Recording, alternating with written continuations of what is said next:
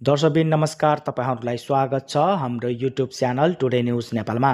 दर्शकबिन यदि तपाई हाम्रो च्यानलमा नयाँ हुनुहुन्छ भने सब्स्क्राइब गरेर सँग रहेको घण्टीलाई दबाउन नबिर्सनुहोला। बारामा धारिलो हतियार प्रहार गरी आमा छोराको हत्या भएको छ।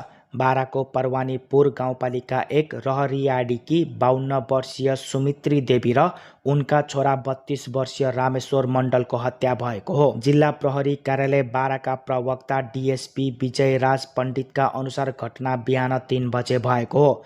सुमित्राको परिवार सुतिरहेको समयमा घरभित्र छिरेर एक व्यक्तिले अन्धाधुन्ध धारिलो हतियार प्रहार गरेका थिए। घटनामा परिवारका थप 3 जना घाइते भएको पनि डीएसपी पण्डितले जानकारी दिनुभएको छ। बुवा जगरुक मण्डल र आमा छोरी किरण र मनिता देवी घाइते भएका छन्।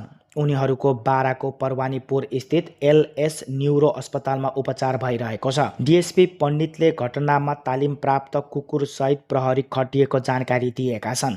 अहिले हामी अनुसन्धानकै क्रममा छौं। तालिम प्राप्त कुकुर पनि खटिएको छ, उनले भनेका छन्। मध्यरातपछि घटना भएका कारण छिमेकीले समेत थाहा नपाएको हुन सक्ने प्रहरीको अनुमान रहेको छ।